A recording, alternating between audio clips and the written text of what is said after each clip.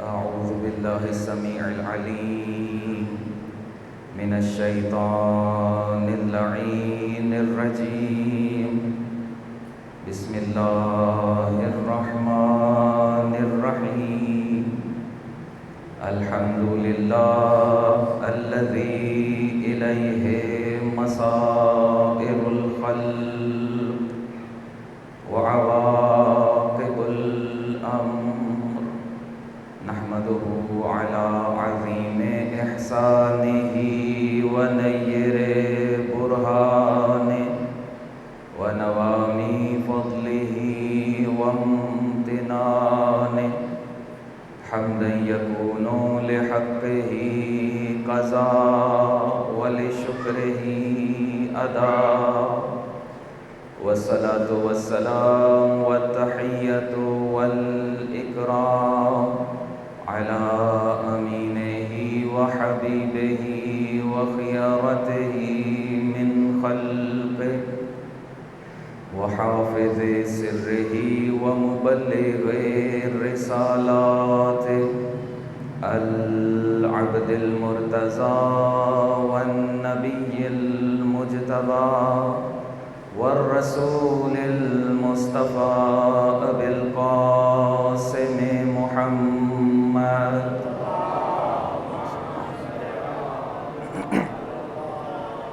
وآله الأطيبين الأطهرين الأكرمين المعصومين المظلومين الذين أذهب الله عنهم الرجس وطهرهم تطهيرا.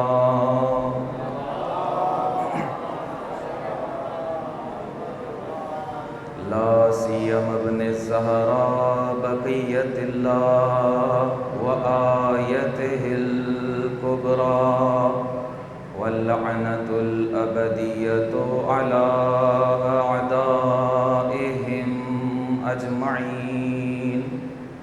أما بعد فقد قال الإمام الهادي النقي عليه السلام في زيارة الجامعة الكبيرة: السلام عليكم يا أهل بيت النبوة.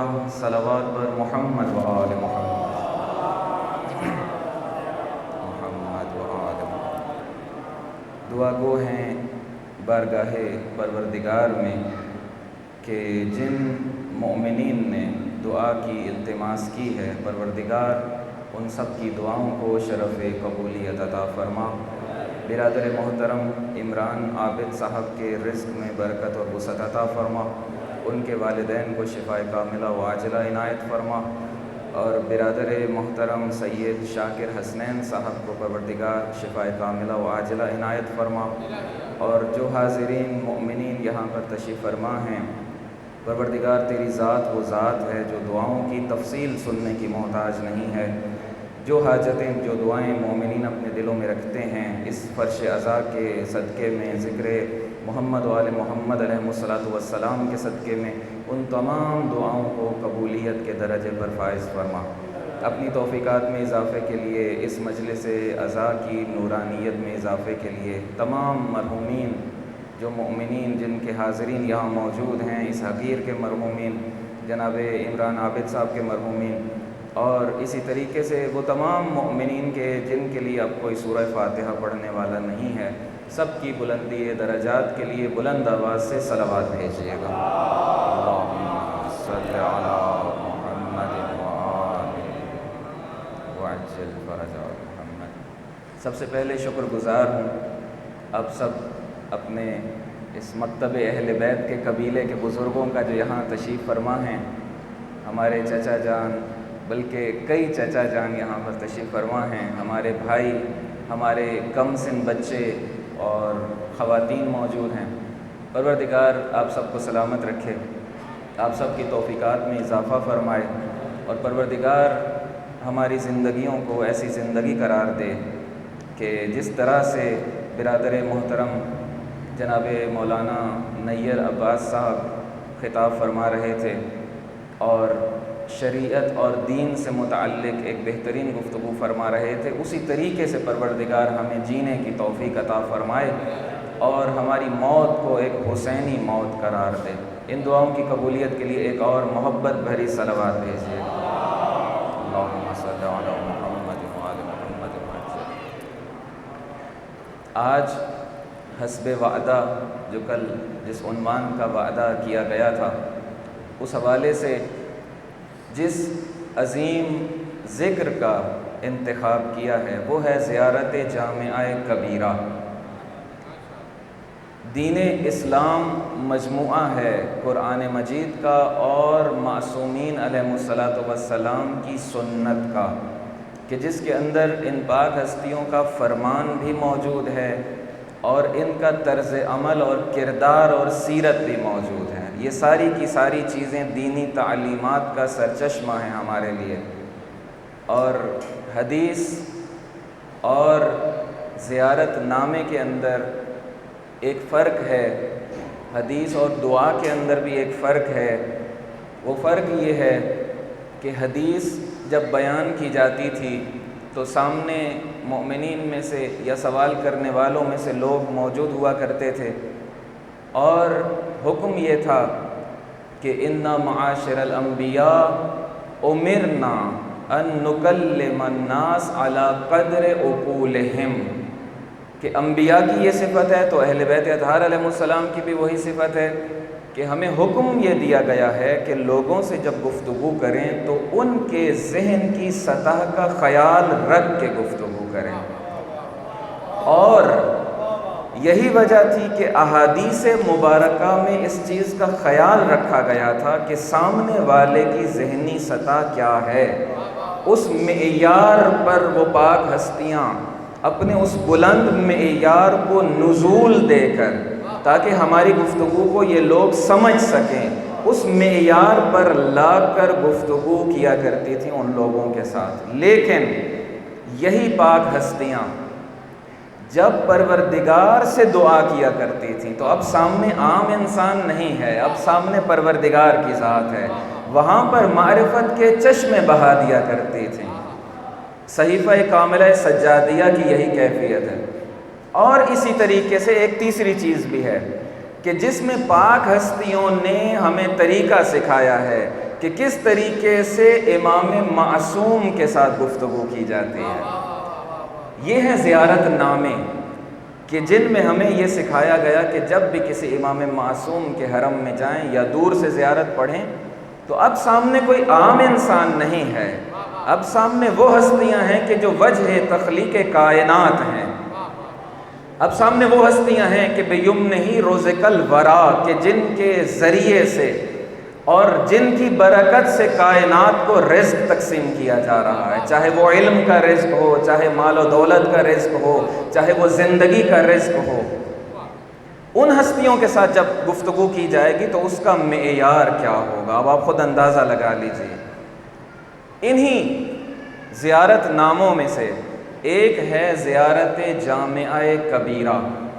یہ احسان ہے ایک امام معصوم کا اس بشریت کے اوپر کہ یہ بشریت عاجز تھی مقام امامت کو پہچاننے سے، امامت کے مرتبے تک اپنی فکر کو دوڑانے سے عاجز تھی یہ بشریت۔ اس کی وجہ بھی بہت واضح ہے کہ ہماری سوچ، ہمارا ذہن انتہائی محدود ہے، اور یہ پاک ہستیاں ہماری نسبت سے لامحدود ہیں، اور ایک محدود چیز ایک لامحدود وجود کو درک نہیں کر سکتی ہے، محسوس نہیں کر سکتی ہے، اس کی صفات کا اندازہ نہیں لگا سکتی ہے۔ بس ایک ہی رستہ ہے، بس ایک ہی رستہ ہے کہ یہ ہستیاں خود اپنے بارے میں بتا دیں کہ ہم کون ہیں اور ہم کیا ہیں۔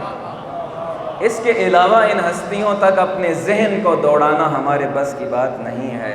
ہمارے اساتذہ فرمایا کرتے ہیں کہ ہم جتنا بھی سوچ لیں ان پاک ہستیوں کی فضیلتوں کے بارے میں، ہمارے ذہن کی اور ہماری سوچ کی جہاں انتہا ہو جاتی ہے وہاں سے ان ہستیوں کے مقامات کا آغاز ہوا کرتا ہے۔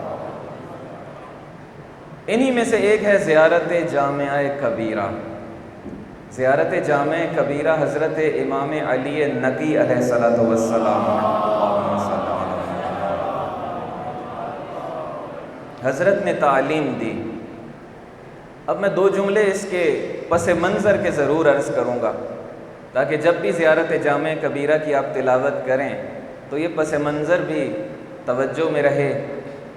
پس منظر یہ تھا کہ حضرت امام علی نقی علیہ السلام کا زمانہ آپ دیکھ لیں کہ جو بہت اختتامی ایام تھے ظاہری امامت کے، اس کے بعد امامت کو پردہ غیبت میں جانا نہیں تھا، صرف ہماری نظروں سے اوجھل ہونا تھا، کیونکہ ہستی عصمت سے اور ولی خدا سے کائنات خالی نہیں ہو سکتی ہے۔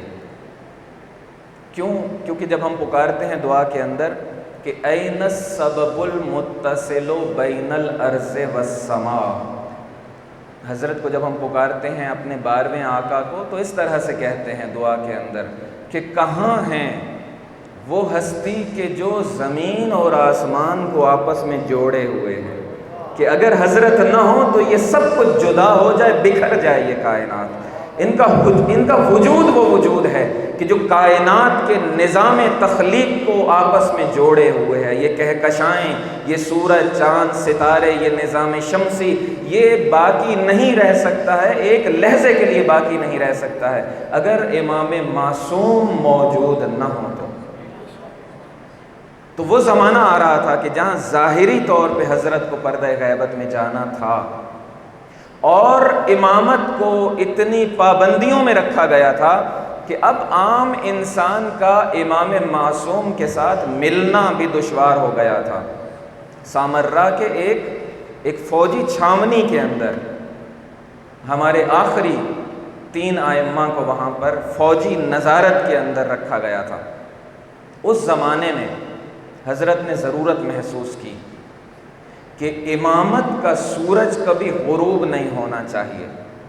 امامت جس بلندی پر درخشاں ہے وہ مقام دوبارہ سے لوگوں کو یاد کروایا جائے۔ کل غدیر کا تذکرہ رہا تھا، لیکن لوگوں نے غدیر کو بھلایا تو بات کربلا تک آ پہنچی، اور پھر کربلا نے اس بشریت کو آگے بڑھایا، اور اس بشریت کو پہنچنا ہے حضرت حجت علیہ السلام کے ظہور تک، اور امام حسین علیہ السلام جو کشتی نجات ہیں، حضرت کو لوگوں کو سوار کرنا ہے نجات کی کشتی پر اور پہنچانا ہے کہاں؟ ساحل ظہور تک۔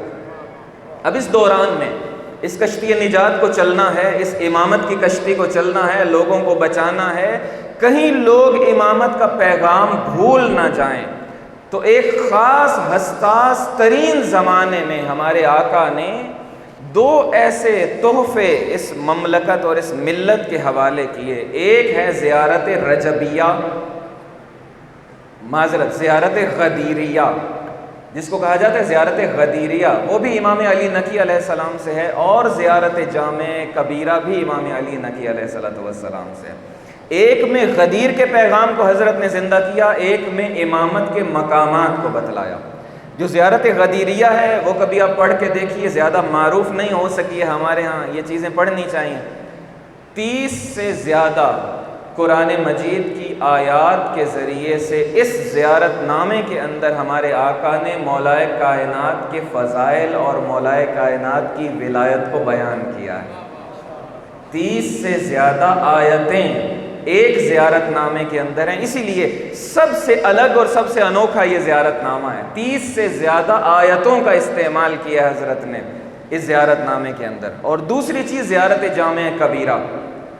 اب میں بہت زیادہ اس کی طرف نہیں جاتا، اتنی تمہید کو کافی سمجھتے ہیں، چونکہ وقت بھی کم ہے اور اس وقت میں اپنی گفتگو کو سمیٹنا ہے۔ چند جملے، چند لفظ زیارت جامع کبیرہ کے، چونکہ عنوان یہ رکھا گیا تھا صفات امام علیہ الصلوۃ والسلام۔ صفات امام معصوم ہی بیان کر سکتے ہیں۔ ایک دفعہ ان پاک ہستیوں پر بلند صلوات بھیجیں۔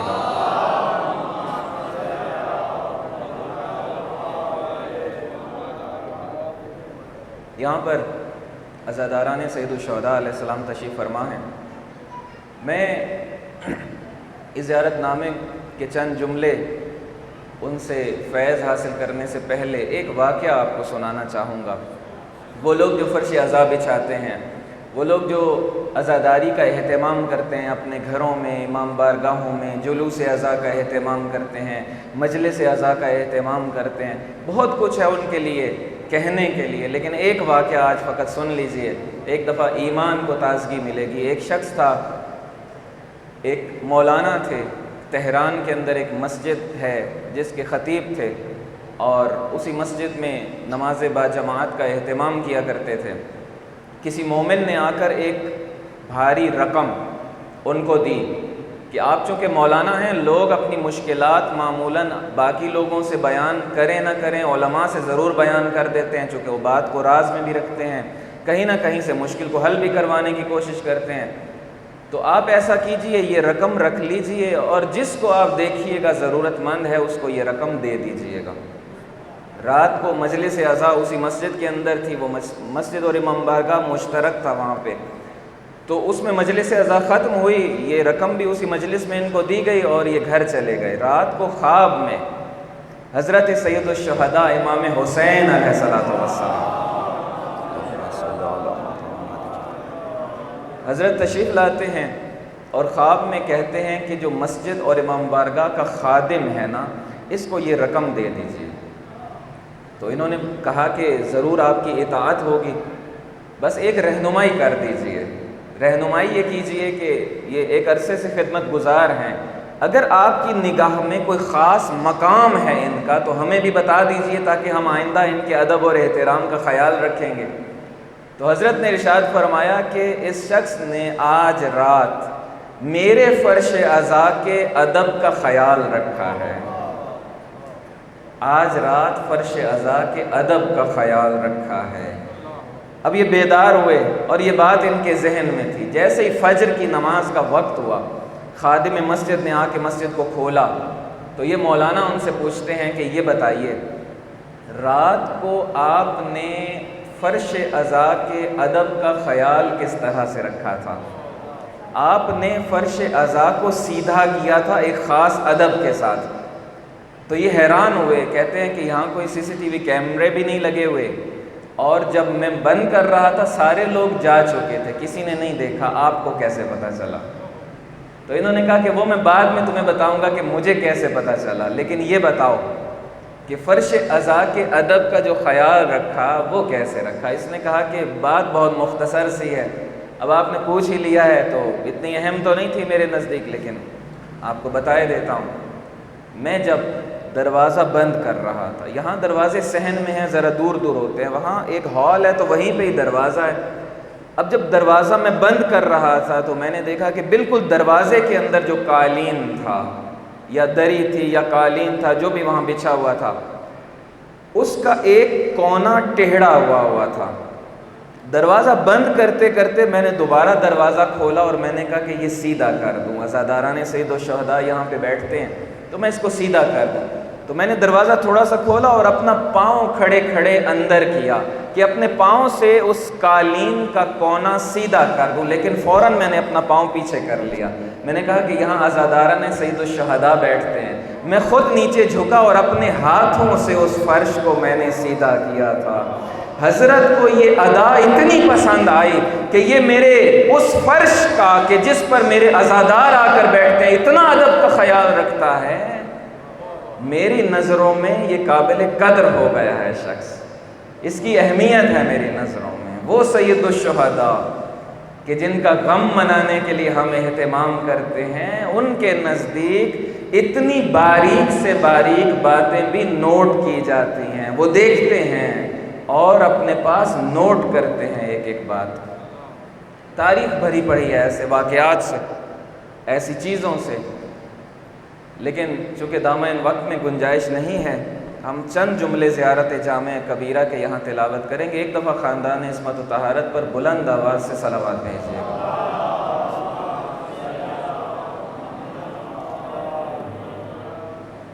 ارشاد ہوتا ہے کہ اِنَّا اہل بیت النبوہ، کہ ہم ہیں اہل بیت نبوت، و موضع الرسالہ، اور رسالت کا مقام ہے، ومختلف الملائکہ، اب یہ صفتیں ہیں ائمہ اطہار علیہ السلام کی، ہم وہ مقام ہیں جو مختلف الملائکہ ہے، ملائکہ کے آمد و رفت کی جگہ ہے، ومہبط الوحی، ہم وہ مقام ہیں کہ جہاں پر وحی نازل ہوتی ہے، ومعدن الرحمہ، ہم وہ ہستیاں ہیں کہ جو رحمت کی کان ہیں، وخزان العلم، علم کے خزانہ دار ہم ہیں، ومنتہی الحلم، جو برداشت اور حلم ہے اس کی انتہا اگر دیکھنا چاہو تو اہل بیت کو دیکھ لو، کتنا واضح ہے، کربلا آپ کے سامنے ہے، وَأُصُولَ الْكَرَمِ، یہ جتنے کرم اور احسان معاشرے کے اندر آپ دیکھ رہے ہیں یہ فرعی حیثیت رکھتے ہیں، ان کی اصل و اساس ہم ہیں، خاندان اہل بیت والے، وَأَوْلِيَاءَ النِّعَمِ، نعمتوں کے ولی ہم ہیں، قادت الامم، یعنی امتوں کی قیادت کرنے والے اور رہبری کرنے والے ہم ہیں، وعناصر الابرار، نیکیوں کے عناصر ہم ہیں، ودعائم الاخیار، نیک لوگوں کی پناہ گاہ ہم ہیں، جن کے بھروسے پر نیک لوگ دنیا میں جیتے ہیں، وساست العباد، لوگوں کے معاملات کو سلجھانے والے اور مدیریت اور مینجمنٹ کرنے والے ہم ہیں، وارکان البلاد، یہ دنیا کے شہر جن ستونوں پر قائم ہیں وہ ستون اہل بیت اطہار علیہ السلام ہیں، وابواب الایمان، ایمان کے دروازے ہم ہیں، اگر ایمان کی وادی میں کوئی آنا چاہتا ہے تو جن دروازوں سے گزر کر آنا پڑے گا وہ دروازے ہم ہیں، وامناء الرحمن، رحمان خالق کے امین ہم ہیں، جو خدائی امانتیں ہیں ان خدائی امانتوں کے امانت دار ہم ہیں، وسلالۃ النبیین، اور انبیاء کی نسل ہم اہل بیت ہیں، وصفوۃ المرسلین، اور انبیاء کے اندر بھی جو چنی ہوئی ہستیاں ہیں وہ ہم ہیں، وعطرۃ خیرۃ رب العالمین، اور رب العالمین کے جو برگزیدہ پیغمبر ہیں ان کی عطرت ہم اہل بیت ہیں، ورحمۃ اللہ وبرکاتہ۔ یہ زیارت جامع کبیرہ کا پہلا پیراگراف تھا، بہت لمبی زیارت ہے، بہت طولانی زیارت ہے، بس اب چند لفظوں کی زحمت آپ کو، اس زیارت نامے کے اندر کہا جا رہا ہے کہ ہم مختلف الملائکہ ہیں۔ مختلف الملائکہ کس کو کہتے ہیں؟ کہ جہاں ملائکہ کی آمد و رفت کی جگہ ہو، اور مہبط وحی ہم ہیں، وحی کے نازل ہونے کی جگہ وہ ہے کہ جہاں پر وحی نازل ہوتی ہے وہ ہم ہیں۔ اب ان دو لفظوں کو سمجھنے کے لیے کہ یہ کیا حقیقتیں حضرت نے یہاں پر بیان کر دی ہیں، پہلے دو لفظوں کی طرف جانا پڑے گا، اور پہلے دو لفظ یہ ہیں کہ السلام علیکم یا اہل بیت النبوہ و موضع الرسالہ، سلام ہو آپ پر اے اہل بیت نبوت اور اے رسالت کے مقام۔ عجیب مقامات ہیں۔ اس زیارت نامے سے پہلے اس کے ادب میں حضرت نے فرمایا تھا کہ جب بھی کسی امام معصوم کی زیارت کریں، سب ائمہ کی یہ ایک ہی زیارت، مشترکہ زیارت ہے، تو دور کھڑے ہو کے 30 مرتبہ اللہ اکبر کہیں، پھر چند قدم آگے جائیں، پھر 30 مرتبہ اللہ اکبر کہیں، پھر چند قدم آگے جائیں، اور ذریعہ اثر کے جب پاس پہنچ جائیں تو 40 مرتبہ اللہ اکبر کہیں۔ اس طرح سے ایک پوری تسبیح اللہ اکبر کی مکمل ہو جائے گی، اس کے بعد جا کے اس زیارت نامے سے حضرت کو سلام عرض کریں۔ اب بعض علماء نے اس طرح سے لکھا ہے، بعض علماء نے بڑی سطح کے، علامہ مجلسی جیسے علماء نے لکھا ہے، اپنے ذوق کے مطابق اس کی ایک وجہ ڈھونڈنے کی کوشش کی ہے۔ وہ اس کی وجہ یہ بیان کرتے ہیں کہ زیارت جامعہ کبیرہ کے اندر مقامات اہل بیت اس بلندی پر لے جا کر بیان کیے گئے ہیں کہ خطرہ اس بات کا تھا کہ کہیں اس شخص کی توحید متزلزل نہ ہو جائے، اس لیے اللہ اکبر سے آغاز کیا جا رہا ہے، تب زیارت نامہ پڑھایا جا رہا ہے۔ 100 مرتبہ یہ شخص اللہ اکبر کہے اور پھر زیارت نامہ پڑھے تو اس کو معلوم ہوگا کہ نہیں یہ جو زیارت نامے میں صفتیں ہیں ان کو دیکھ کے یہ نہ سمجھ لے انسان کہ یہ خالق کائنات، نہیں، یہ مخلوق پروردگار ہیں۔ خالق کائنات وہ ہے جس کا ذکر 100 مرتبہ کرنے کے بعد ذریعہ اطہر میں حاضر ہوئے۔ لیکن یہ عاجز یہاں یہ عرض کرے گا کہ نہیں، یہ وجہ نہیں ہو سکتی ہے۔ معصومین علیہ السلام کوئی زیارت نامہ بیان کریں اور وہ اس انداز سے بیان کریں کہ اس سے توحید کو خطرہ ہو، یہ نہیں ہو سکتا ہے، بلکہ اللہ اکبر 100 مرتبہ کہہ کر یہ سکھانا چاہ رہے تھے شاید کہ انسان وادی توحید میں آ جائے، توحید کی پناہگاہ میں آ جائے، معرفت اللہ کی وادی میں آ جائے اور 100 مرتبہ اللہ اکبر اللہ اکبر اللہ اکبر اللہ اکبر اللہ اکبر کہہ کے اپنی روح کو اتنا بلند کر لے کہ اب وہ امامت کی وادی میں آنے کے لائق ہو جائے۔ یا علی علیہ السلام، علی السلام علیکم یا اہل بیت النبوہ۔ توجہ کیجیے گا اسی ایک لفظ پہ، نقطہ حضرت نے خود اسی لفظ کے اندر بیان کر دیا۔ یہ نہیں کہا جا رہا کہ آپ اہل بیت نبی ہیں اور آپ کو میں سلام کر رہا ہوں، یہ نہیں کہا، بلکہ کہا اہل بیت نبوت ہیں آپ، یعنی کسی کے ذہن میں یہ شک نہ رہ جائے کہ ان اہل بیت کا مرتبہ رشتہ داری کی وجہ سے تھا، رشتہ داری کی وجہ سے مرتبہ نہیں تھا، منصب رسالت کی وجہ سے یہ مرتبہ تھا۔ اس لیے یہ نہیں کہا السلام علیکم یا اہل بیت النبی، بلکہ یہ کہا السلام علیکم یا اہل بیت النبوہ، کہ اے نبی کے گھر والے آپ پر سلام ہو، نہیں، اے نبوت کے گھر والے آپ پر میرا سلام۔ نبوت کے گھر والے آپ ہیں۔ وَمَوْضِعَ الرِّسَالَہ، رسالت کا مقام آپ ہیں۔ موضع عربی کا لفظ ہے، یہ کوئی بھی چیز ہے نا جس جگہ رکھ دی جائے، اس رکھنے کو کہتے ہیں کسی چیز کو کسی جگہ پر وضع کرنا، یعنی رکھ دینا، قرار دے دینا۔ اور وہ جو جگہ ہے جہاں کسی چیز کو قرار دیا جاتا ہے، وضع کیا جاتا ہے، اس مقام کو کہتے ہیں موضع۔ توجہ فرما رہے ہیں؟ اب ذرا اس جملے کا دوبارہ ترجمہ سنیے گا۔ السلام علیکم یا اہل بیت النبوہ و موضع الرسالہ، یعنی آپ کا گھرانہ وہ گھرانہ ہے کہ نبوتوں کو پروردگار نے کسی جگہ قرار تو دینا تھا نا، پروردگار نے اس اعلیٰ ترین منصب کو جو منصب انبیاء ہے، جو نبوتوں اور رسالتوں کا منصب ہے، اس کے لیے اگر کسی مناسب ترین جگہ کا انتخاب کیا ہے تو وہ آپ کا گھرانہ۔ اللہ اکبر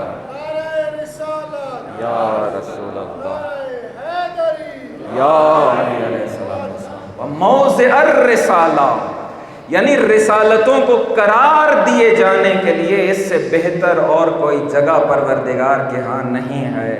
یہ گھرانہ اہل بیت اطہار علیہ السلام ہے کہ رسالتیں قرار بھی وہیں پہ دی جاتی ہیں، تقسیم بھی وہیں سے کی جاتی ہیں۔ توجہ فرما رہے ہیں؟ ہمارے ہاں ایک مشکل ہے، اب میں لائیو چل رہی ہے یعنی مجھے نہیں معلوم ہے، بعد میں ریکارڈنگ تو حتماً چلی جائے گی۔ اب میں ایک پیغام چھوٹا سا یہاں پہ دے لوں، پھر اگلے جملے کی طرف جاتے ہیں۔ وہ پیغام ہے ان لوگوں کے لیے کہ جو مکتب اہل بیت کے پیروکار نہیں ہیں۔ اگر یہ مجلس سن رہے ہوں تو اس یہاں تک سن لیے اتنی کافی ہے، اس کو بند کر دیجئے گا، کچھ اور دیکھیے گا۔ اس کی وجہ یہ ہے کہ یہ باتیں وہ باتیں ہیں کہ جو گھر کے اندر بیٹھ کے کرنے والی باتیں۔ کیوں؟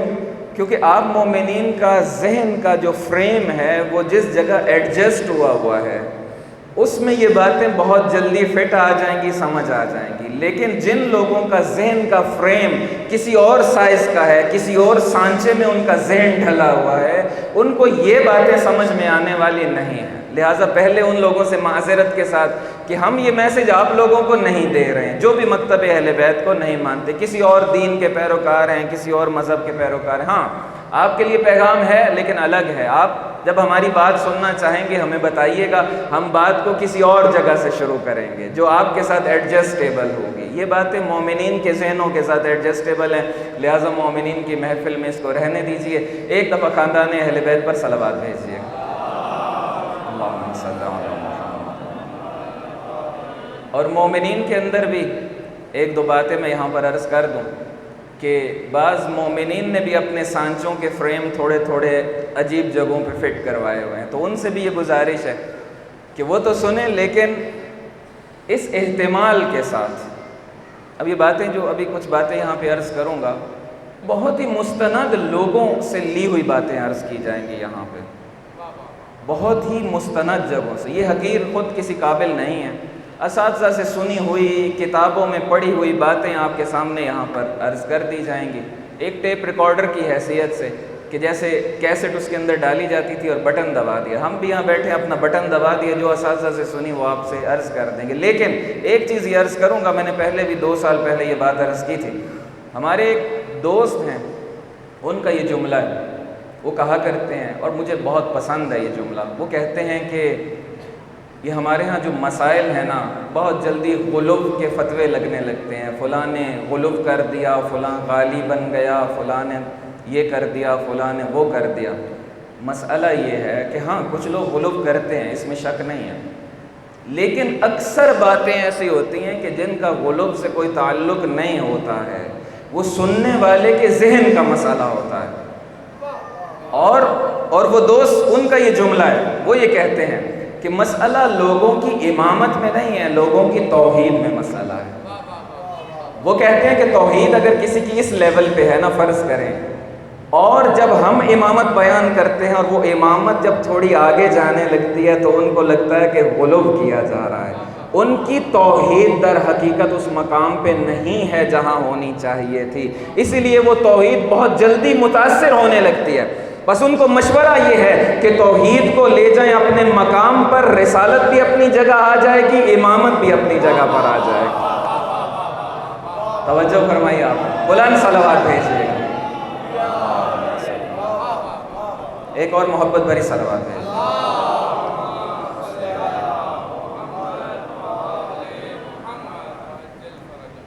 اب یہ 2 جملے, السلام علیکم یا اہل بیت النبوہ و موضع الرسالہ, سلام ہو اے اہل بیت النبوت آپ پر, اور سلام ہو اے رسالت کے مقام آپ پر. اب یہ تھوڑی سی بات, رسالت کا مقام کیا ہے, امامت کا مقام رسالت سے کس طرح سے بلند ہے, انبیاء سے کس طرح سے اہل بیت اطہار علیہ السلام کو فضیلت حاصل ہے, اس کو آج یہ قرض ہو گئی بات میرے اوپر آپ کا, انشاءاللہ کل کی مجلس میں آغاز ہی اسی جگہ سے کریں گے.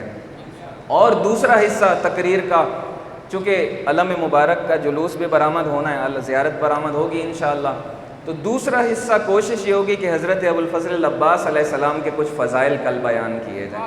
بس کل کی گفتگو کے یہ 2 عناوین رہیں گے انشاءاللہ. ایک کہ کس طرح سے اہل بیت اطہار علیہ السلام کو سب پر فضیلت حاصل ہے, انبیاء پر حتیٰ فضیلت حاصل ہے, اس کی دلیل کیا ہے کیا نہیں ہے, کل انشاءاللہ.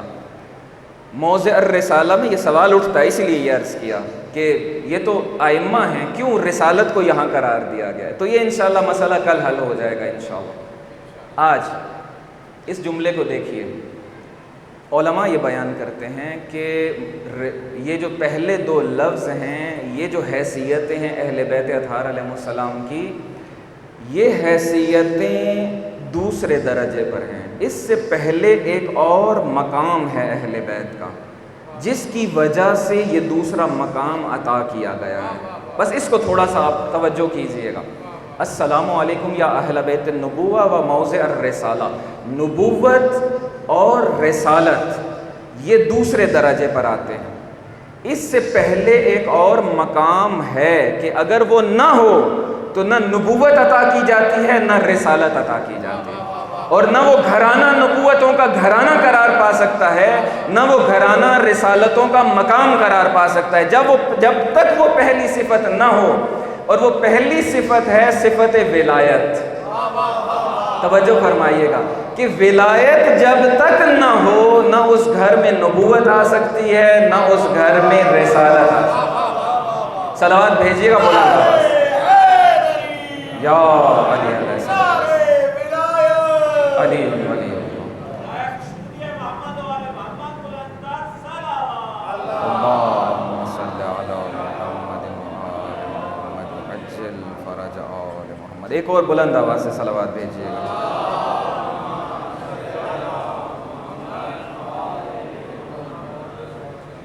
اب کل اس عنوان پہ زیادہ گفتگو نہیں ہو سکے گی، بس یہ ولایت والے جملے سے پہلے میں نے ایک سامنے جملہ رکھا ہوا ایک زیارت نامے کا، وہ پڑھ کے آپ کو سنا دیتا ہوں، پھر ولایت والی بات پہ آتے ہیں۔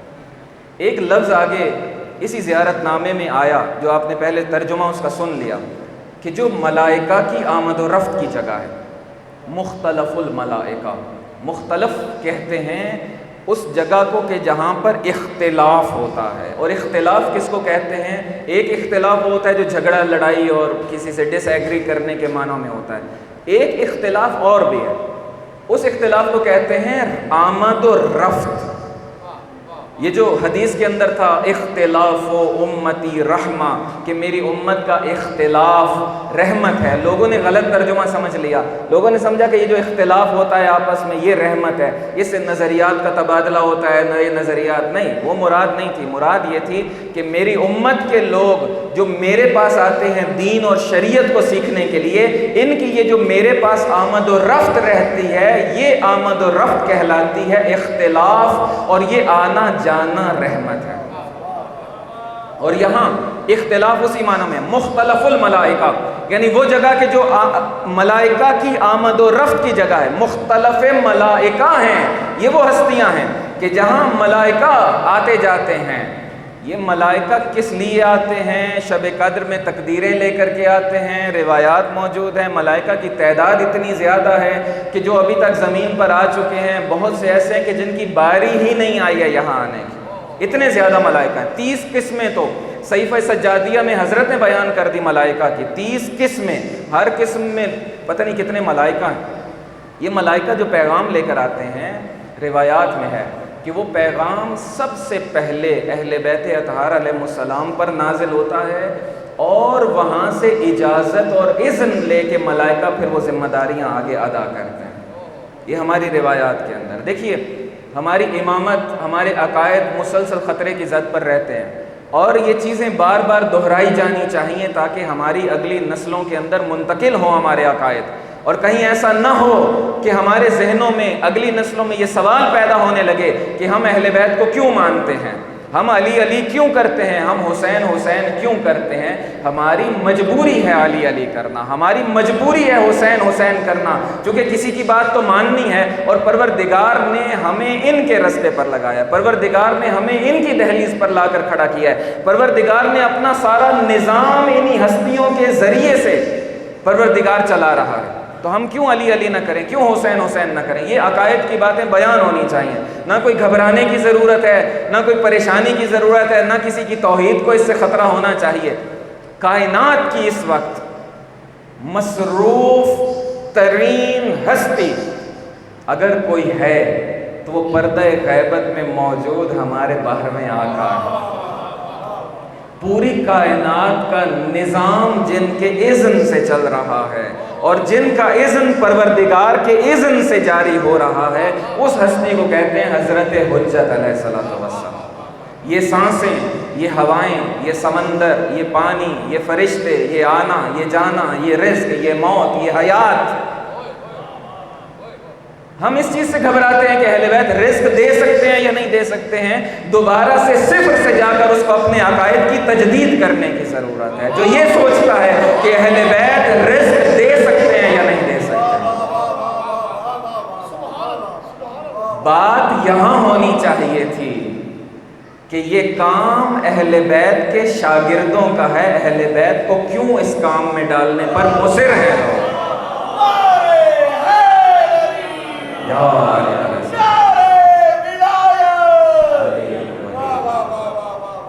یہ تو بحث ہی فضول ہے، نہ جانے ہمارے مومنین نے عقائد پڑھے کس کتاب سے، ہمارے مومنین نے نظریات لیے کہاں سے۔ تعجب ہوتا ہے انسان کو یہ باتیں دیکھ۔ جب مولا کائنات مسجد کے اندر نماز کی حالت میں درجہ شہادت پر فائز ہو رہے ہیں تو اس سے بڑھ کر کوئی توحید ہے؟ جناب طاہر القادری صاحب دوسرے مکتب کے ہیں، ہم ان کا احترام سے نام لیتے ہیں، وہ کہتے ہیں کہ مولا کائنات کی نمازوں نے ہماری مشکل حل کی ہے کہ اچھا یہ کسی کی عبادت کرتے ہیں، یعنی توحید ان کے سجدوں سے بچی ہے۔ کسی نے پوچھ، اب باتیں ادھر ہی چلتی چلی جا رہی ہیں، ایک اور بات سن لیجئے۔ کسی نے پوچھا ان پاک ہستیوں سے کہ یہ بتائیے کہ آپ اتنی برگزیدہ ہستیاں ہیں پروردگار کی، تو آپ پر پھر مصیبتیں کیوں آتی ہیں؟ پروردگار آپ کی نصرت کیوں نہیں کرتا؟ پروردگار آپ کو کیوں اس طرح سے شہید ہونے دیتا ہے، اتنے ظلم ہونے دیتا ہے آپ کے اوپر؟ انہوں نے فرمایا کہ اس کی وجہ یہ ہے کہ اگر مصیبتیں ہم پر نہ آتیں، خدا کو تو کسی نے نہیں دیکھا، کنفرم بات ہے، قیامت کو بھی کوئی نہیں دیکھ سکتا، یہ دوسروں کے عقائد ہوں گے جو خدا کی پنڈلیوں کے بھی قائل ہیں، خدا کی کرسی پہ بیٹھنے کے بھی قائل ہیں۔ وہ کرسی اور تھی، کرسی اقتدار مراد تھی، لوگوں نے سمجھا کہ اس طرح کی کرسی مراد ہے جس پر خدا بیٹھے گا۔ وہ عقائد ہوں گے دوسروں کے، پروردگار کو تو قیامت کو بھی کوئی نہیں دیکھ سکتا، پروردگار کو تو بہشت میں بھی کوئی نہیں دیکھ سکتا ہے، تو پھر خدا کو کیسے پہچانے؟ میں نے پچھلی دفعہ تفصیل سے گفتگو کی تھی، حسین آباد میں 3 روزہ مجلسیں ہوئی تھی، پہلی مجلس کے اندر، ابھی دہرانا مقصود نہیں ہے۔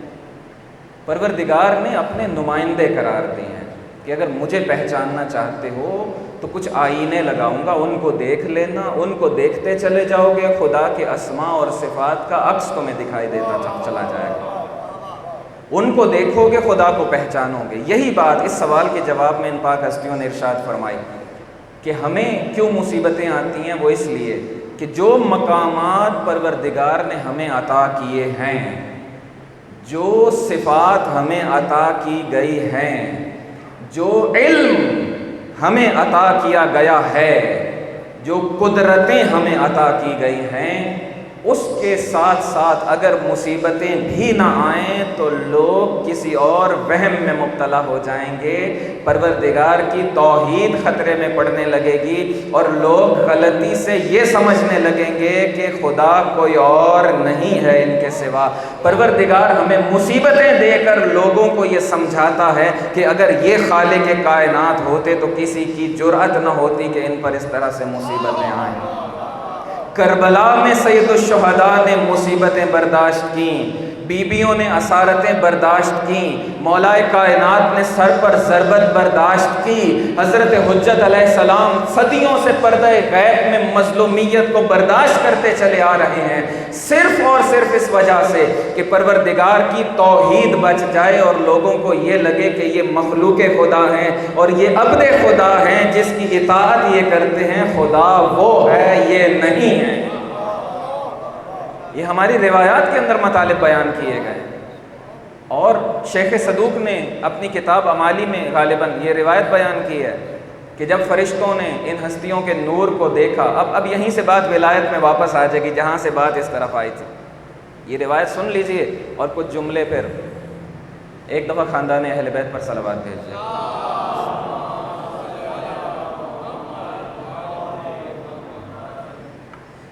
بیان فرماتے ہیں کہ پروردگار نے سب سے پہلے ہمارے نور کو خلق کیا، واضح وہ جو سب سے پہلی تخلیق ہے وہ نور محمد والے محمد علیہ السلام ہے، حقیقت محمدیہ ہے جو سب سے پہلے تخلیق پائی، باقی ساری کی ساری چیزیں بعد میں تخلیق پائیں، فرشتے بھی بعد میں تخلیق پائے۔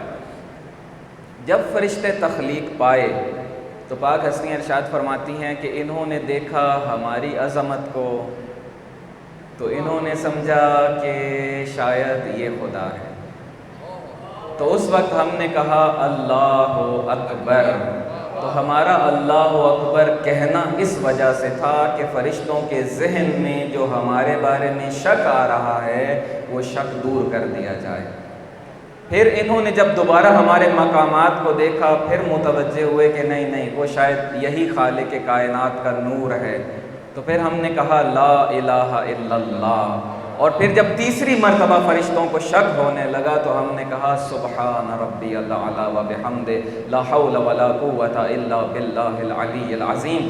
اب یہ توحید اللہ اکبر لا الہ الا اللہ لا حول ولا قوۃ الا باللہ اہل بیت اطہار نے، ان کے پاک و پاکیزہ نور نے اس عالم میں اس لیے کہا تھا کہ خداوند متعال کی توحید کو کوئی خطرہ نہ ہو جائے۔ فرشتوں کے ذہن میں جو بات تھی، فرشتے ان کی عظمت دیکھ کے یہ سمجھ رہے تھے کہ شاید معاملہ اس طرح سے ہے، تو فرمایا کہ نہیں، ہم جس کی توحید بیان کر رہے ہیں اور جس کو اللہ اکبر کہہ رہے ہیں، تم اتنا باعظمت ہمیں دیکھ رہے ہو، لیکن وہ خالق ہم سے بھی زیادہ باعظمت ہے۔ یہ ہے وہ توحید کہ جس سے امامت جب اپنے مقام پر آتی ہے تو اس توحید کو کوئی خطرہ سرزد نہیں ہوتا ہے، لاحق نہیں ہوتا ہے۔ اچھا، اب بات یہاں تک پہنچی، اب یہ بات آخری ہے، اس کے بعد ذکر مصائب، لیکن تھوڑی مشکل، تھوڑی گہری بات ہے، اور یہ فرش عزا سبب بنتا ہے کہ مشکل باتیں پروردگار اہل ولا کے لیے آسان کر دیتا۔ یہ فضائیں، یہ باتیں کرنے کے لیے سال ہا سال درس پڑھنا پڑتا ہے، یہ باتیں سمجھنے کے لیے، یہ باتیں بیان کرنے کے لیے، لیکن فرش عزا کی برکت ایسی برکت ہے، اس علم مبارک کی برکت ایسی برکت ہے کہ وہی مشکل باتیں آسانی سے یہاں پر بیان ہو جاتی ہیں۔ ایک دفعہ خاندان اہل بیت پر اور درود بھیجیے گا۔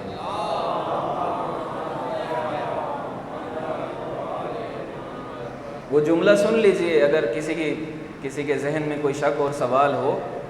ارشاد ہوتا ہے چھٹی زیارت ہے سید الشہداء امام حسین علیہ السلام کی، اس زیارت کے مختلف جملے، ایک جملہ یہ ہے ارادۃ الرب فی مقادیر امورہ، اللہ کا ارادہ تمام امور کی، جو بھی اس کے امور ہیں، جو بھی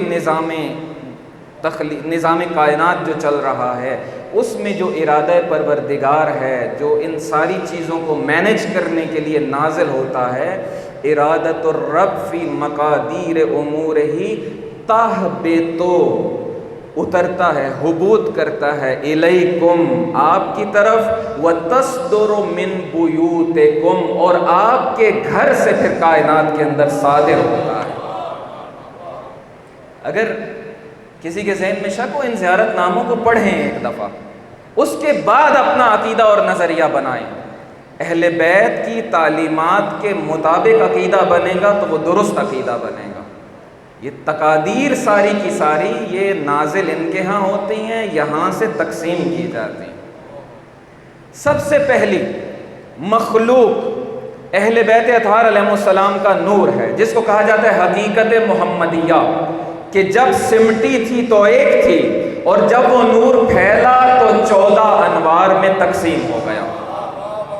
اور یہی وجہ ارشاد فرماتے ہیں کہ کنت نبیا و آدم بین الماء والتین، کہ میں اس وقت بھی نبی تھا کہ جب آدم ابھی تخلیق ہی نہ پائے تھے، میں اس وقت بھی نبی تھا، اور فرشتے بعد میں خلق ہوئے، یہ ہستیاں پہلے خلق ہوئیں، حضرت سید الشہداء علیہ السلام۔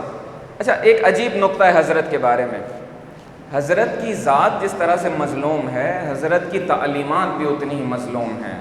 حضرت کی تعلیمات کو مٹایا گیا ہے، چھپایا گیا ہے، اور جو چند ایک فرامین حضرت سید الشہداء علیہ السلام کے ہم تک پہنچ گئے ہیں، وہ آپ دیکھیے سراسر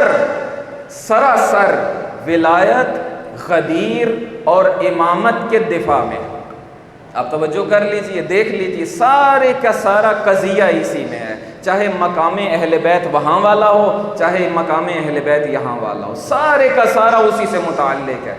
انہی جملوں میں سے ایک جملہ ہے حضرت کا کہ الہی، یہ جو حضرت نے عرفہ کے دن دعا پڑھی تھی، اس میں دعا مانگتے ہیں الہی ترددی فی الآثار یوجب بعد المزار، کہ اے خدا یہ جو تیری کائنات ہے، قرآن مجید تو ہمیں کہتا ہے کہ سورج چاند کو دیکھیں اور غور و فکر کریں اور پہنچیں خدا تک، کہ اگر یہ اتنے منظم ہیں تو ان کا کوئی خالق ضرور ہوگا، یعنی ان ذرائع سے خدا تک پہنچیں، لیکن یہ ذرائع ہم لوگوں کے لیے ہیں، اہل بیت کے لیے یہ ذرائع نہیں ہیں۔ یہی وجہ ہے کہ اس زیارت نامے میں ارشاد فرماتے ہیں کہ الہی ترددی فی الآثار یوجب بعد المزار، کہ خدایا اگر ہم ان رستوں کے ذریعے تیرے تک آنا شروع کر دیں تو ہمیں تیری زیارت سے دوری محسوس ہوتی ہے۔ یہ حائل ہو جاتی ہیں چیزیں ہمارے اور تیرے درمیان میں. یہ چیزیں ہمارے لیے ذریعہ ہیں کہ ہم بعد میں خلق ہوئے، سورج پہلے تھا. ہم بعد میں خلق ہوئے، یہ چاند پہلے تھا. ہم بعد میں خلق ہوئے، ہمارے آباء و اجداد، یہ کائنات پہلے تھی. ہم آنکھ کھولتے ہیں تو ان کو دیکھتے ہیں اور پھر متوجہ ہوتے ہیں کہ ان کا کوئی خالق ہوگا. لیکن جب ان ہستیوں کے نور کو بنایا گیا تھا تو نہ فرشتے تھے، نہ سورج تھا، نہ چاند تھا، نہ ستارے تھے، نہ یہ کائنات تھی. بس یہی ہستیاں تھیں اور پروردگار کی ذات تھی. اسی لیے ارشاد فرما رہے ہیں کہ پروردگار اگر ان ذرائع سے ہو کر تیری طرف آنا ہے تو ہمیں یہ رستہ لمبا رستہ محسوس ہوتا ہے، تیری زیارت سے دوری محسوس ہوتی ہے. ہم خود تیرے اتنے قریب ہیں کہ ہمیں ان ذرائع کی ضرورت نہیں ہے. ہمیں ان ذرائع کی ضرورت نہیں ہے. اور یہی وجہ ہے کہ جس میں جناب جبریل یہ کہتے ہیں کہ جناب رسول خدا صلی اللہ علیہ وآلہ وسلم نے جب کہا کہ اے جبریل معراج پر چلیے میرے ساتھ، اور ایک منزل پر جا کر رک گئے تو حضرت نے کہا کیوں نہیں آتے ہو آگے؟ تو کہتے ہیں کہ لو دنوت انملتن لاحترقت، کہ اگر ایک بندے انگشت کے مطابق میں یہاں سے اتنا بھی آگے آ گیا میرا وجود جل کے راکھ ہو جائے گا. یعنی کچھ ایسے مقامات ہیں خالق اور فرشتوں کے بیچ میں کہ جہاں سید الملائکہ نہیں جا سکتے ہیں لیکن حقیقت محمدیہ جا سکتی ہے، اور اتنا آگے جا سکتے ہیں کہ وہاں پر بس اتنی حد باقی رہ جاتی ہے کہ فَكَانَ قَابَ قَوْسَيْنِ أَوْ أَدْنَىٰ، کہ دو کمانوں کا فاصلہ یا اس سے بھی کم فاصلہ باقی رہ گیا تھا توحید کے درمیان اور مقام محمدیہ کے درمیان. بس اتنا مختصر سا فاصلہ. اب جب پروردگار نے ان ہستیوں کو خلق کیا تو میں ایک مثال سے اب بات کو واضح کروں گا. مثال کے ذریعے باتیں سمجھ میں نہیں آتے ہیں. کتنے ہزار کلو واٹس بجلی بڑے بڑے ہیوی ان تاروں کے ذریعے سے شہروں تک پہنچائی جاتی ہے. اب آپ ایک بلب لیجئے اور اس کے ساتھ دو تاریں جوڑیے اور اس بلب کو لے جا کے ان دو بڑی تاروں کے ساتھ لگا دیجئے، نتیجہ کیا نکلے گا؟ بلب ختم ہو جائے گا، پھٹ جائے گا، سیاہ ہو جائے گا. اب بتائیے اس کرنٹ میں جو وہاں سے آ رہی تھی صلاحیت نہیں ہے کیا اس بلب کو روشن کرنے کی؟ ہے. اس میں تو اس جیسے کروڑوں بلب روشن کرنے کی صلاحیت ہے. مسئلہ کہاں تھا؟ اس بلب کے اندر مسئلہ تھا. اس میں اتنی جرأت، طاقت، صلاحیت، کیپیسٹی اور برداشت نہیں تھی کہ یہ ڈائریکٹ متصل ہو سکے اس منبع نور کے ساتھ، اس کرنٹ کے ساتھ جو پیچھے سے آ رہی ہے. اب کیا کریں، گھروں کی ساری چیزیں تو جل جائیں گی، لوگوں کا سارے کا سارا نظام جل جائے گا. بیچ میں ضرورت تھی کوئی ایسی چیز لگانے کی جس میں یہ صلاحیت ہو کہ اس ہیوی وولٹیج کو محسوس کر سکے، اپنے وجود کے اوپر لے سکے اور ضرورت کے مطابق تھوڑی سی کرنٹ اس میں آگے دے سکے جتنی ان باقی چیزوں میں برداشت ہے. پروردگار کا نور وہ نور ہے کہ جس نے جب کوہ طور پہ تجلی کی تھی تو بنی اسرائیل تو وہاں پہ مر گئے تھے، روح قبض ہو گئی تھی. جناب موسیٰ علیہ السلام بھی بے ہوش ہو گئے تھے، برداشت نہیں کر سکے تھے. اور وہ تجلی پروردگار تھی، پروردگار نہیں تھا. پروردگار تو محدود نہیں ہوتا نا کسی جگہ پہ، وہ تو محدود ایک جگہ پہ تجلی تھی. وہ مخلوق خدا تھی نہ کہ خود خدا تھا. اور اس تجلی پروردگار کو جناب موسیٰ محسوس نہ برداشت نہ کر سکے، بنی اسرائیل برداشت نہ کر سکے اس نور خدا کو، اس تجلی خدا کو کہ جو کوہ طور کے اوپر متجلی ہوئی تھی، کہ جو بعد میں خانہ کعبہ میں آ کر متجلی ہوئی تھی، کہ جس کو جناب موسیٰ کا وجود برداشت نہ کر سکا. وہ خدا نہیں تھا، خدا کی تجلی تھی. وہ خدا نہیں تھا، خدا کی ایک مخلوق تھی، خدا کی ایک خدا نما تخلیق تھی، وہ خدا نہیں تھا. اس کو جناب موسیٰ جیسا جلیل القدر نبی برداشت نہیں کر سکتا ہے تو اس نور خدا سے یہ کائنات کس طرح سے تخلیق پا سکتی تھی؟ تخلیق نہیں پا سکتی تھی. وہ جو بیچ میں ایک پرزہ، ایک آلہ لگایا جاتا ہے کرنٹ کے لیے، ٹرانسفارمر، وہ اپنے اوپر لیتا ہے اور تھوڑی سی آگے دیتا ہے. اب یہ مثال الگ کر دیجئے، یہ مثال یہاں دی نہیں جا سکتی ہے چونکہ ہمارے پاس کوئی اور مثال ہے ہی نہیں کہ ہم اس مطلب کو سمجھائیں. تو اس لیے ذہن کو تھوڑا قریب کرنے کے لیے مثال عرض کی. اب اس مثال کو ذرا ہٹائیے اب آئیے اصل مطلب کی طرف. پروردگار نے اپنا نظام اس طریقے سے تخلیق کیا ہے کہ جو درجہ بدرجہ نیچے آتا ہے. اب کمی ذات پروردگار میں نہیں ہے، کمی اس سورج چاند ستارے انسان زمین سمندر ہواؤں فضاؤں میں ہے کہ یہ ڈائریکٹ خدا کے ذریعے تخلیق نہیں پا سکتے تھے، ان میں کمی ہے. اس لیے ضروری تھا کہ کوئی ایسا نور، کوئی ایسی حقیقت پہلے خلق کی جائے جس میں یہ صلاحیت ہو کہ اس تجلی کو مستقیماً اپنے اوپر لے سکے، اس فیض کو اپنے اوپر لے سکے، ان حقیقتوں کو اپنے اوپر لے سکے، وہ جو رحمان خالق ہے اس کی رحمتوں کو اپنے اوپر لے سکے، ضرورت کے مطابق درجہ بدرجہ آگے تقسیم کر سکے.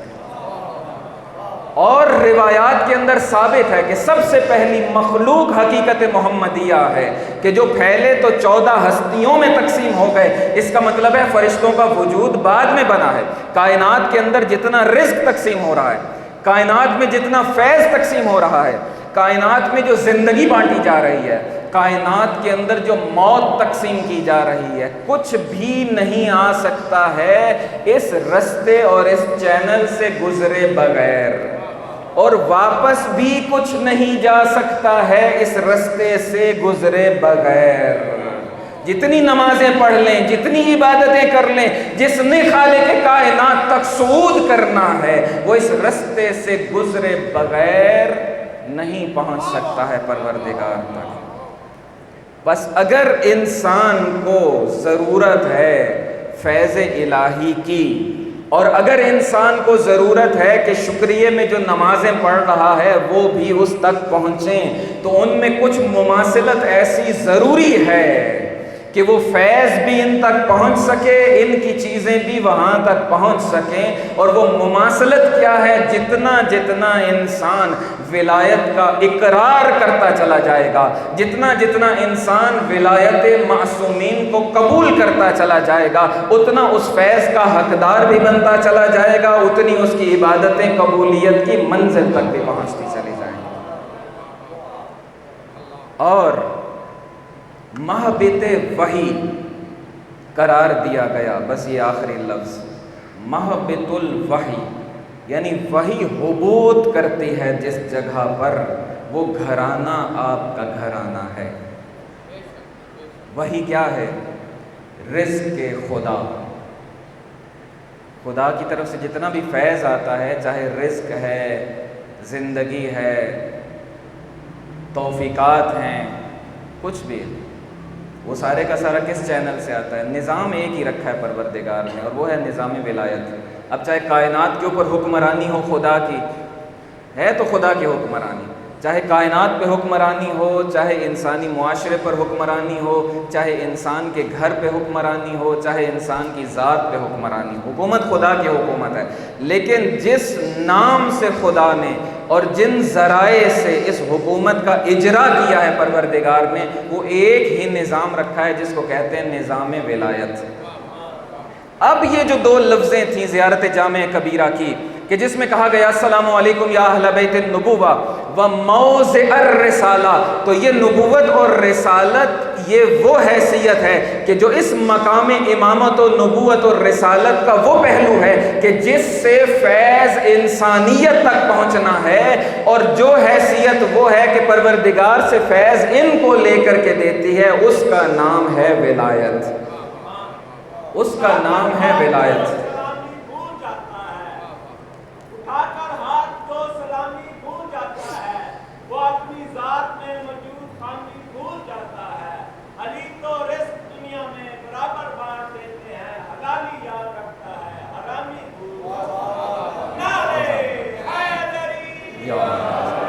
بس اب خلاصہ کرتے ہیں. ایک مقام اہل بیت ہے جو وہاں پر ہے. تمام عوالم میں ان ہستیوں کے الگ الگ مقامات ہیں، ہر عالم کی مناسبت سے، اور یہاں پر ان ہستیوں کا مقام یہ ہے. وہاں سب سے پہلے تخلیق پائے، اور یہاں سلسلہ نبوت میں سب سے آخر پر تشریف لے کر کے آئے. پہلے اپنے شاگردوں کو بھیجا، اس کے بعد خود تشریف لے کر کے آئے. بس ان کا ایک وہ مقام، ایک یہ مقام. اب ضروری نہیں ہے کہ ہم کتابوں سے یہ ثابت کرتے رہیں کہ مولا رزق دیتے ہیں یا نہیں دیتے. اتنا کافی ہے کہ رزق دے سکتے ہیں. دے رہے ہیں یا دینے کا کام کسی کے ذمہ رکھا ہے، اس بحث میں پڑھنے کی شاید زیادہ ضرورت نہیں ہے.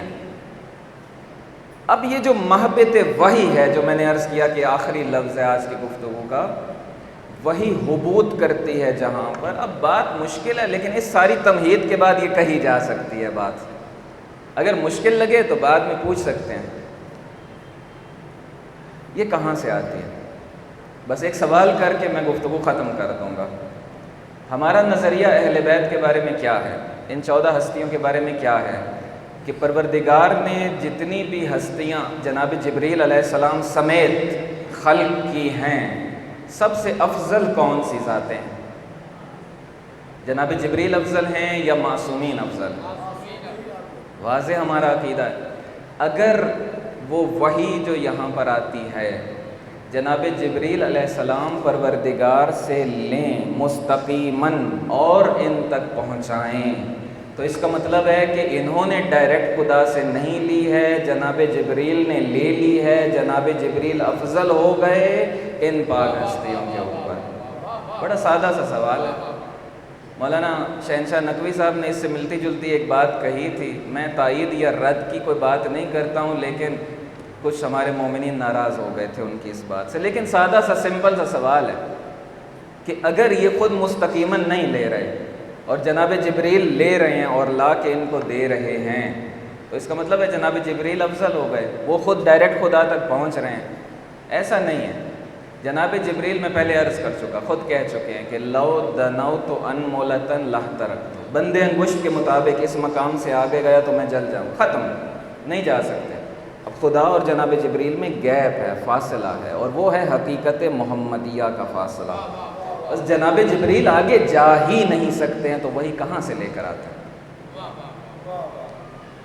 اب یہ باتیں مشکل ہیں. باقر بھائی اگر اس کو اپلوڈ کریں گے تو نہیں معلوم کیا ریئیکشنز آئیں گے ان باتوں پہ، لیکن دیکھی جائے گی انشاءاللہ.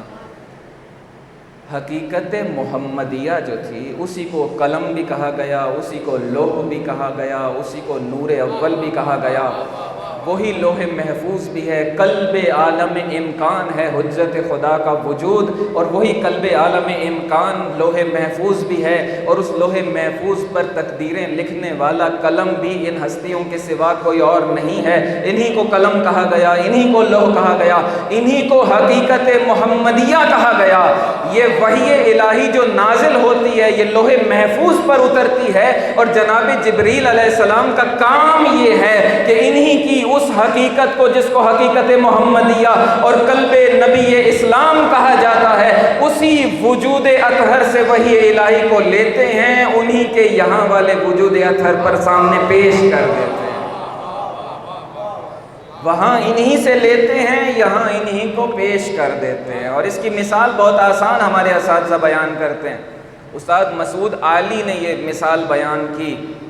وہ کہتے ہیں کہ اس کی مثال اسی طریقے سے ہے کہ ہمارے ذہن میں کچھ چیزیں سٹور ہو جاتی ہیں، اور جب ہمیں ضرورت پڑتی ہے تو ہم ان کو یاد کرتے ہیں، ریکال کرتے ہیں. اس کے لیے اللہ تعالیٰ نے ہمیں ایک صفت، ایک طاقت دی ہے. اس طاقت کا نام ہے تفکر. ہمارا تفکر اور ہماری سوچ کی طاقت ہمارے آرکائیو سے، اور وہ جو ہماری سیو فائلز ہیں وہاں سے جا کے انفارمیشن کو لے کر، اور ہمارا جو ایکٹیو حافظہ ہے اس وقت جو ہم استعمال کر رہے ہیں اس کو لا کر دے دیتی ہے. یہ سوچ کہیں باہر سے نہیں لے کر کے آتی ہے، وہیں ذہن میں موجود چیزوں کو دوبارہ ایک مرتبہ ذہنی سے لے کر دوسرے مرتبہ ذہنی پر لا کر پیش کر دیتی ہے. جناب جبریل علیہ السلام کا بھی یہی کام ہے. ایک دفعہ ان پاک ہستیوں پر بلند صلوات بھیجیے. اور یہ سب اذن خدا سے ہے، یہ سب خدا کے دیے ہوئے نظام سے ہے. ان ہستیوں کے سجدے بتا رہے ہیں کہ وہ خالق ہے، یہ اس کی مخلوق ہیں. اور ان کو دیکھ کے خالق کا پتہ چلتا ہے کہ اگر یہ ایسے ہیں تو وہ کیسا ہوگا، ان کا علم ایسا ہے تو اس کا علم کیسا ہوگا، ان کی طاقتیں ایسی ہیں تو اس کی طاقتیں کیسی ہوں گی. بس امت نے ان ہستیوں کے ساتھ جو ظلم، جو ستم کیا، وہ دل کو رلا دینے والا ہے. امت نے لوگوں نے ان ہستیوں کے مقام کو پہچانا نہیں ہے۔ گفتگو بہت لمبی ہو گئی۔ حکم یہ ملا تھا کہ سید الشہداء علیہ الصلاۃ والسلام کا ذکر مصیبت اور حضرت کی شہادت یہاں بیان کی جائے، لیکن بہت طولانی منزل ہے، دامن وقت اجازت نہیں دے گا۔ چند جملے تبرکاً سن لیجئے چونکہ وقت اذان قریب ہے۔ السلام علیک یا ابا عبداللہ وعلی الارواح التي حلت بفنائک، علیک منی سلام اللہ ابدا ما بقیت وبقی اللیل والنہار ولا جعلہ اللہ آخر العہد منی لزیارتکم۔ السلام علی الحسین وعلی علی بن الحسین وعلی اولاد الحسین وعلی اصحاب الحسین۔ بس جب حضرت رخصت ہو رہے تھے خیام سے تو ایک رخصت نہیں تھی، کئی رخصتیں تھیں، ہر رخصت کا درد الگ تھا۔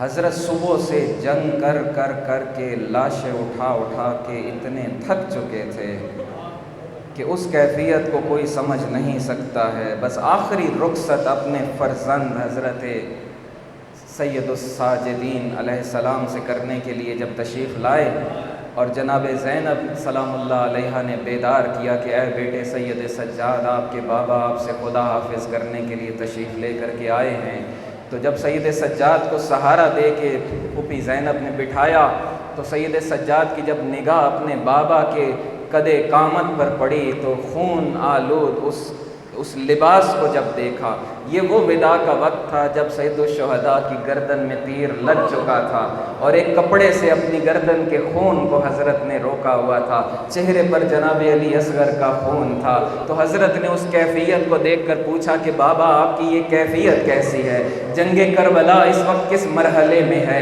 اور جب یہ کیفیت دیکھی تو ایک سوال پیدا ہوا، اور وہ سوال پیدا ہونا بھی چاہیے تھا۔ سب سے پہلا سوال سید سجاد نے یہ پوچھا کہ این عمی العباس، کہ بابا آپ کی یہ کیفیت ہے، بتائیے میرے چچا عباس کہاں ہیں؟ فرمایا کہ اے بیٹے وہ نہر کے کنارے سو گئے۔ پوچھا سہیر ابن کین کہاں ہیں، حبیب ابن مظاہر کہاں ہیں؟ ایک ایک کا سید سجاد پوچھتے چلے جا رہے ہیں۔ آقا کہتے چلے جا رہے ہیں اے بیٹا وہ شہید ہو گئے، وہ قتل کر دیے گئے، وہ مقتل میں سو گئے۔ یہ سارے سوال چلتے رہے۔ ایک ایسا سوال پوچھا سید سجاد نے کہ امام حسین علیہ السلام کا جواب دینے کا انداز بدل گیا۔ سید سجاد کہتے ہیں این اخی علی، بابا یہ بتائیے میرے بھائی علی اکبر کہاں ہیں؟ حسین ابن علی کو مدینہ میں امام حسن کی جدائی یاد آ گئی تھی۔ آقا جانتے تھے کہ ایک بھائی کے لیے بھائی کی مصیبت کیسے ہوتی ہے۔ اب یہ نہ کہہ سکے کہ علی اکبر کس بے دردی سے شہید کر دیے گئے، جملہ بدل دیا اور کہا کہ اے بیٹے سید سجاد بس اتنا جان لو کہ اب مردوں میں یا میں بچ گیا ہوں یا تم بچ گئے ہو۔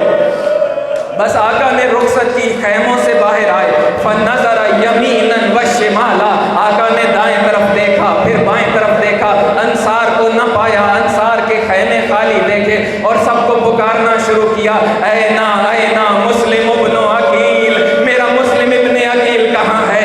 اینا اینا ہانی ابن عروہ، میرا ہانی ابن عروہ کہاں ہے؟ اینا اینا حبیب ابن مظاہر، مالی انادیکم فلا تجیبونی یا فرسان الحیجا یا ابطال الصفا، اے میرے شیروں کیسا وقت آ گیا ہے، آج حسین تمہیں پکار رہا ہے، تم حسین کی آواز پر جواب کیوں نہیں دیتے ہو؟ مقتل کے جملے ہیں کہ مقتل میں لاشیں تڑپنے لگے کہ آقا موت نے مجبور کر دیا، آقا نے اشارے سے ان کو روک دیا۔ اور اس کے بعد آقا کو مدینہ یاد آ گیا، جہاں مدینہ سے رخصت کے وقت کہا تھا کہ عباس عباس، فرمایا عرض کی کہ لبیکا لبیکا یا سیدی، جی آقا عباس حاضر ہے، تو کہا کہ عباس کا دم لی جوادی، اے عباس میری سواری کو لاؤ، مجھے سوار کرواؤ۔ آقا کو مدینہ یاد آ گیا، لیکن اب عباس کو نہیں بلایا، پھر جملہ بدل دیا۔ آقا کہتے ہیں ایکم یقدم جوادی، آج تم میں سے کون ہے جو مجھے سوار کروائے گا؟ تو مقتل سے تو آواز نہ آئی، لیکن خیموں سے ایک آواز آئی کہ بھیا حسین آج پریشان نہ ہو، اگر عباس نہیں ہے آج زینب تمہیں سوار کروائے گی۔ میں کہوں گا بی بی